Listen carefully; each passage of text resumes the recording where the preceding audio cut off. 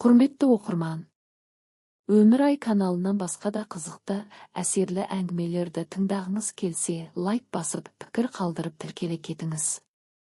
Құданың қорлығы. Екі бай құда болса, арасында жорға жүреді. Екі жарлы құда болса, арасында дорба жүреді. Бай мен жарлы құда болса, айырылыса алмай зорға жүреді. Бұрынғылардан қалған әрбір сөзде терең мағына бар екенінің тағы бір дәлелі осы әңгіме болса керекті. Әсем жолдасынан ерте айырылып екі қызын жалғыз өзі бағып қақты. Сұм ажал жандосты бұл өмірден ерте алып кетті. Әсем ешкімге алақан жаймай, қатарынан кем қылмай бір емес бірнеше жерде жұмыс істеп жүріп қыздарының қалауының бәрін орындап, беттерінен қақпай өсірді. Қыздарының тәрбиесіне көп көңіл бөлетін. Соның нәтижесінде Сабина мен Айсара екеуі көрсе көз сүйсінер қыз болып бойжетті. Екі қызының да білімді болуына бар жағдай жасап жүрді. Аналарының арқасында екі қыз да жоғарғы білім алып өз істерінің маманы атанды. Сабина балаларға тәлімгер болуды армандаса, Айсара адамдардың денсаулығы үшін күресуді жөн көрді. Екеуі де өз ортасына сыйлы, абыройлы болса да үнемі жүздерін мұң шалып жүретін. Екеуінің де ойында аналарының жалғыз қалуы. Міне сол үшін де тұрмыс құрудан бас тартып екеуі де жігіт атаулыдан бойларын аулақ ұстап, үнемі үйлеріне қарай қашатта жүреді. Бойларын үрей билеп алған. Әсем де әбден күйзеліп бітетін болды. Қыздарының жасы 25-тен асса да тұрмыс құрмай жүргеніне өзін кінәлі сезініп жанына маза берер емес. Екеуі де анасын уайымға салмау үшін үнемі әр басқан қадамын аналарына баяндап отырушы еді. Бұл жолы Сабина еш ескертусіз кешігіп жатыр. Телефонына қоңырау соғып еді, телефоны өшірулі. Айсара әпкесінің таныстарының бәріне қоңырау соғып сұрастырды. Оның қайда кеткенін тірі жан білмейді. Мұндай жағдай өмірлерінде алғаш рет орын алып отырғандықтан екеуі де әбден сасқалақтап жүр. Түнгі сағат 2-ге жақындады. Бір кезде есік ашылып Сабина кіріп келді. Сабинаны көрген Әсем мен сіңілісі Айсараның өңі қашып тұрған орындарынан тапжылмай қалды. Өз көздеріне өздері сене алар емес. Сабинаны мұндай күйде алғаш көруі. Үсті басының жұлма-жұлмас шыққан. Құдды бір орманда адасып шибөрілермен шайқасқандай. Ентігін басы алмай әбден шаршап шалдығып әрең есіктен кіріп, анасын құшақтап еңкілдеп жылап жіберді. Қызым-ау, саған не болды? Мына түрің не? Кел отыршы мұнда. Әпке, міне су ішіп алшы. Саған не болған? Анашым деп әрең сөйледі. Өксігін баса алмай етегі жасқа толып жылағаны жылаған. Әсем мен Айсара екеуінің көздері бір-біріне түйісіп Сабинаға не болғанын сезіп тұрғандай. Алайда жағдай олар ойлағандай болмай шықты. Қызым, жетер енді. Жылауыңды доғар. Дереу жинал. Полицияға барып арыз жазамыз. Анашым, сіз бәрін білесіз бе? Сіз бұлай боларын білдіңіз бе? Нені білуім керек еді? Мені алып қашып кетерін білдіңіз ғой, иә. Не дейді? Сені біреу алып қашты ма? Қызым-ау, соны ертерек айтпайсың ба?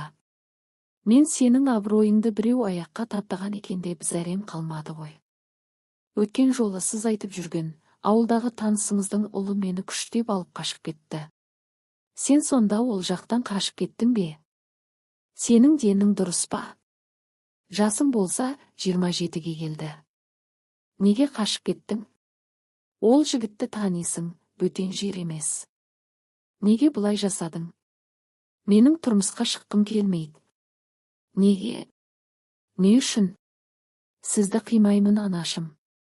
Біз кетсең сіздің күніңіз не болмақ?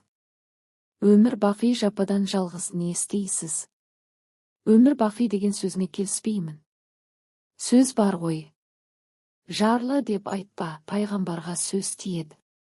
Жалғыз деп айтпа, Құдайға тіл тиеді деген. Жалғыздық Құдайға ғана жарасқан. Мен жалғыз емеспін. Жанымда бауырларым, әкеңнің туыстары бар. 2 балам көбейіп 4 болады емес пе? Біз сізге қарыздармыз. Осы күнге дейін біз үшін өмір сүріп келдіңіз. Ендігі кезек біздікі. Сендер тұрмысқа шығуларың үшін мен өлім керек пе? Мүмкін сонда екеуің де тұрмысқа шығарсыңдар. Анашым, олай демеңізші. Мен сізді жанымнан артық жақсы көремін. Жарайды, тұрмысқа шық десеңіз шығайын. Ең бастысы, сіздің аман болғаныңыз. Бірінші бақ, екіншісі сор бақ деген. Ақ босағаттап, ақ орамал жабылған соң сол жерде қалуым керек еді. Ендігі жағдайың не болар екен? Әсем қыздарын құшағына қысып марқұм жолдасын есіне алып көзіне жас алды.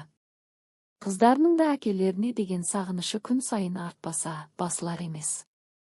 Сабина сол күнгі оқиғадан соң мүлдем тұйықталып кетті. Араға жыл өтсе де ешбір жігітпен көңіл жарастыралар емес. Ал Сабина болса өте көңілді қыз. Үнемі жан-жағындағы адамдарға позитивті көңіл күй сыйлап жүреді. Өзінің сүйген жігіті де бар.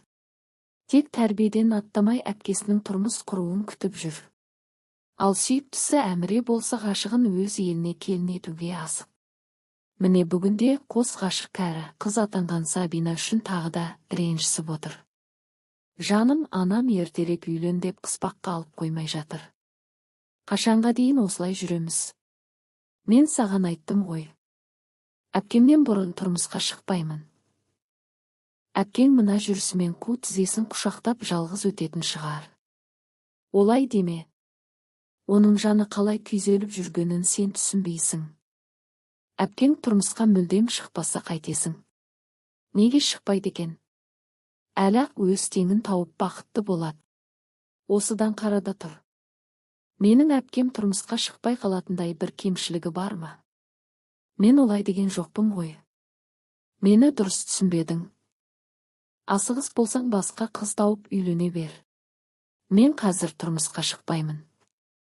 Айсара ашуға бой алдырғаны соншама өзінің қаншалықты қатты сөйлегенін өзі аңғармай қалды. Оның әр сөзін анық естіген Сабина ақырын ғана сіңілісінің бөлмесіне кіріп келді. Әпке, келсеңші. Айсара сасқалақтап қалды. Айсара, сіңілім, сенімен сөйлескім келеді. Мен үшін бағыңды байлама. Әпке, сен дұрыс түсінбедің. Анамыздың арманын тым құрыса сен орында. Мен жасаған ақымақтықты сен қайталама. Басына қонған бақыт құсын ұшырып алма, сіңілім. Әпке, әр нәрсенің өз жолы бар.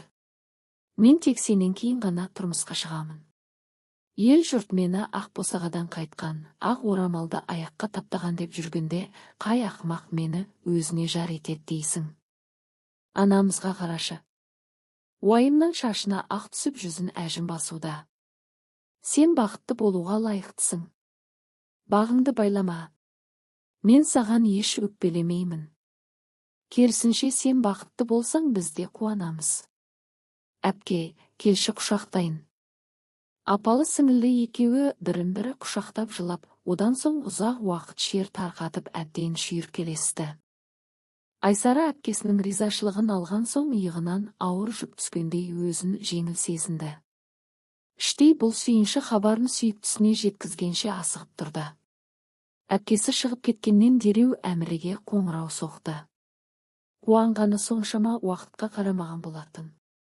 Сүйіктісінің беймезгіл қоңырауын көрген байғұс жігіттің зәресі қалмай даусы дірілдеп әрең жауап берді. Жаным, бәрі дұрыс па? Әміре, сен неге шошып тұрсың? Ойбу, кешірші мені. Менің қуанғаным соншама сағатқа мән бермеген екенмін. Сенен сүйінші сұрауға асықтым. Әпкең тұрмысқа шығатын болды ма? Жоқ, Алла қаласа ол күнді де көрерміз. Ендеше не болды? Әпкем маған өз жолын берді. Саған тұрмысқа шығуыма рұқсат берді. Рас айтасың ба? Иә, жаным. Ендеше үйдегілерге әпкең мен анаңды таныстырайық. Солай жасайық. Бұл түнде олардан бақытты адам болмаған шығар сірә. Болашаққа жоспар құрып тәтті арманның етегіне еріп ұйқыға кетті. Бар болғаны бірер сағат көз ілсе де, таңертең өмірге құштар болып бақыттанбал, бұл жайнап құлпырып, ерекше құлшыныспен жұмысына жиналған Айсараны көріп Сабинаның да көңілі көтеріліп қалды. Әсем болашақ күйеу баласын көріп, оның отбасымен танысты. Құдағи Қарлығаш өте өнегелі, парасатты, мейірімді жан екені көңілін көншітсе. Құдасы Мараттың өзімшілдігі көңілін құлазытты. Марат еліміздегі белгілі бір банктың ірі қаладағы кеңсесінің директоры. Дүние мансап болған соң мүмкін солай болуы да керек шығар. Әсем екі қызымен тойдың дайындығына кірісіп кетті. Әкесінің жоқ орнын білдірмеу мақсатында ағайын туыстары еш аянбай қызмет етуде. Әсем де осы күнге дейін қайын жұртының ешбір той жиыннан қалып қойған емес. Үнемі қолында барын алып жетіп баратын. Міне енді соның қарымтасын туыстары қайтарып жатыр. Ұзату күні белгіленіп қымбат ресторанды таңдап қойды. Той күні жақындаған сайын Әсемнің көңіл күйі болмай жүр. Қыздарына көрсетпей кейде жылап алады. Оның себебі Айсараның тұрмысқа шығып өсін өнген ұясынан ұшуында емес. Үлкен қызы Сабинаның жанарындағы мұңды көріп бет жүрегі езіледі. Қыз болған соң оның да дәл осылай біреуге ғашық болып, махаббаттың буына мас болуға хақысы бар емес пе? Қашанға дейін бұлай жалғыз жүрмек? Оның тағдыры неге бұлай болды? Осы сынды сұрақтар күндіз түні маза бермейді. Жападан жалғыз ой үстінде отырғанда қызы Сабина жанына келіп жайғасты. Анашым, кел қызым. Келе ғой. Неге соншама мұңайып жүрсіз? Айсара алысқа кетіп бара жатқан жоқ қой. Мен Айсара үшін еш алаңдамаймын. Нағыз ер азаматты жолықтырып қамқорлығын сезініп жүр. Өз қызындай қабылдап бар мейірімін беріп жүрген алтындай енесі тұрғанда неге алаңдаймын? Ендеше сізге не болды? Мен сені уайымдап жүрмін. Қызым, сенің де бақытты болуға хақың бар. Жасың 30-ға келді. Неге кездескен жігіттердің бәрінің бетін қайтара бересің? Бұл тақырыпты қозғағым келмейді. Өтініш, мені бұлай тергемеңізші. Қаша бер. Осылай жүргеніңде біреудің тоқалы болып, немесе біреудің баласына өгей шеше болмасаң, сені отбасын құрмаған жігіт ала қоймасы анық. Тағдырыма жазылғанын көремін ғой. Сабина бұл жолы да анасының көкейіндегі сұрақтарды жауапсыз қалдырып қаша жөнелді. Әне-міне дегенше шулап жүріп тойда өте шықты. Айсара өз үйімен қоштасып өзге елге келін атанды. Еңбекқор, тұсы қызға келіндік өмір аса қиынға соқпады. Дереу ақ үй шаруасын дөңгелетіп алып кетті. Екі жақта салт дәстүрге сай жөн жоралғының бәрін жасады. Айсара өте бақытты еді. Көп уақыт өтпей құрсақ көтеріп өмірге деген құштарлығы одан сайын арта түсті. Үнемі жүзі жайнап жүреді. Ата-енесінің ризашылығы мен ақ батасын алып жүрген үлгілі келін атанды. Жұрт қызға қызғанада қараушы еді. Жүкті болғанына қарамай бар шаруаны өзі тындырушы еді. Бір емхананың бас дәрігері атанып балалардың денсаулығы үшін күндіз түні ізденісте жүретін. Жауапкершілігі мықты дәрігер атанды. Ай күніне аман есен жетіп шекесі торсықтай ұлды дүниеге алып келді. Енесі үнемі немересі үшін барын салатын.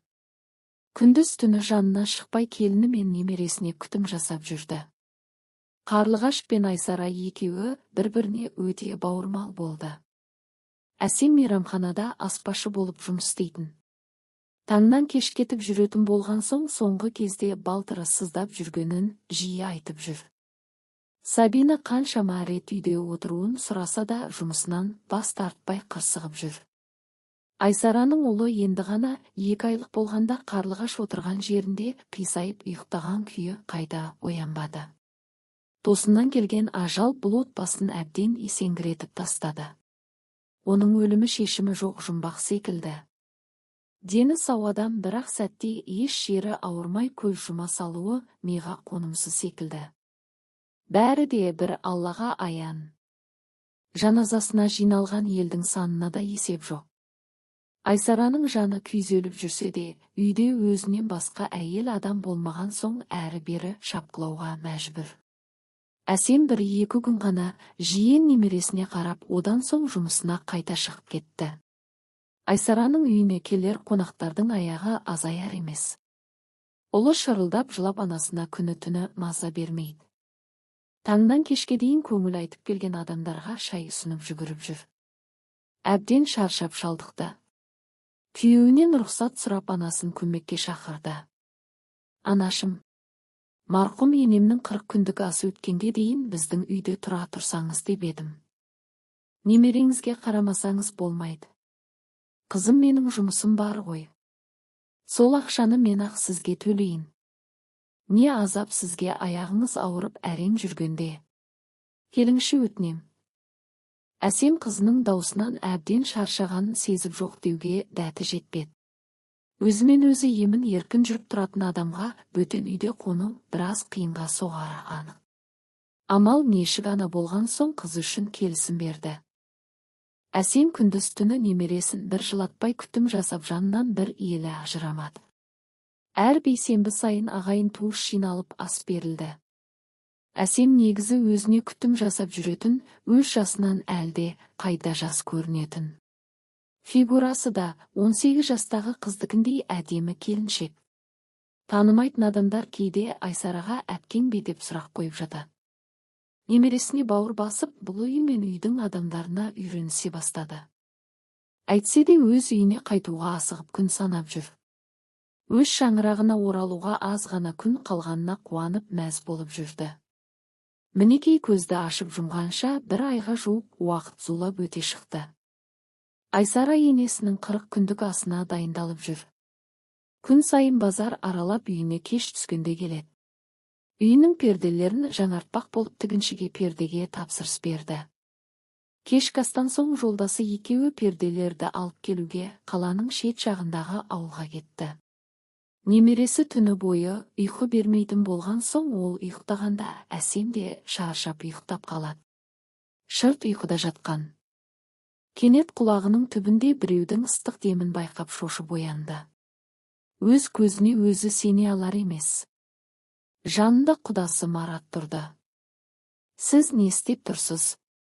Деніңіз дұрыс па? Әлде әйеліңіздің қазасы жаныңызды жеп есіңізден адастырды ма? Өлгеннің артынан өлмек жоқ. Тірі адам тіршілігін жасау керек емес пе? Екі жарты бір бүтін болса қалай қарайсың? Сіз шынданайын депсіз. Кетіңіз кәне бұл жерден. Сен мені өз үйімнен қуып тұрсың ба?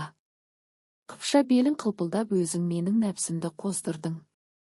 Есіңде болсын, тана көзін сүзбесе, бұқа жібін үзбейді деген сөз бар.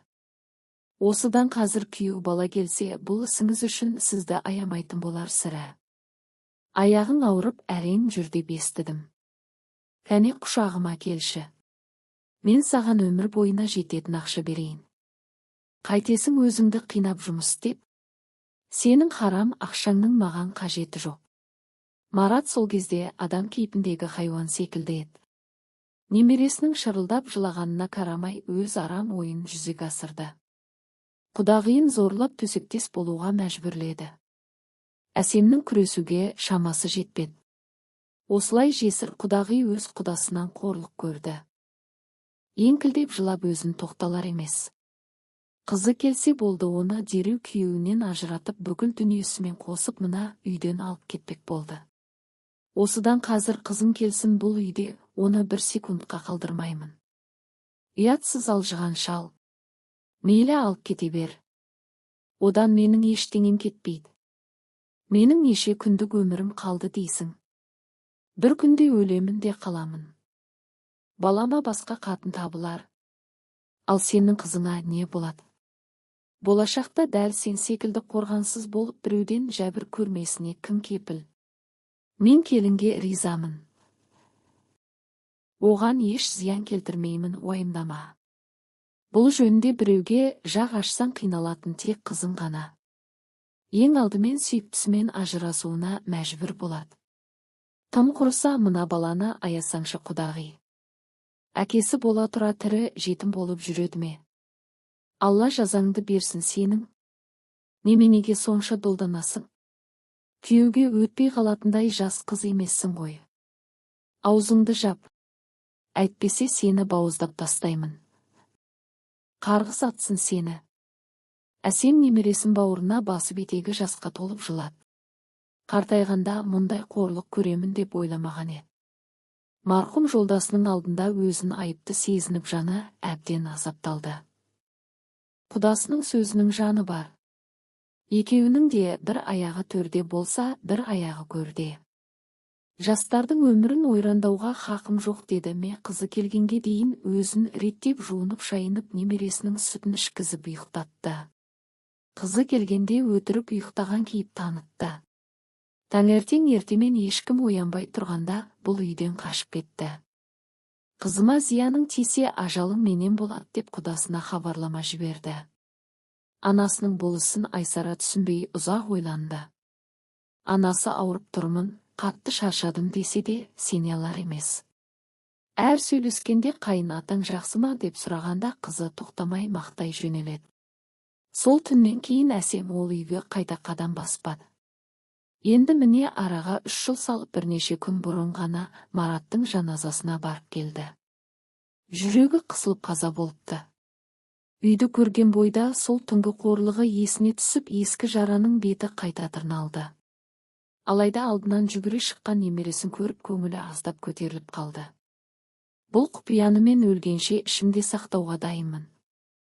Бәрі де қызымның бақыты үшін. Оны мен кешірмесем де Аллам кешірсін деді. Құдаға жармасам да алтындай күйеу балаларым бар. Сабинада тұрмыс құрып күйеу балам екеуі біздің үйде маған қамқорлық жасап бірге тұрып жатырмыз. Деп кейіпкер әңгімесін аяқтады.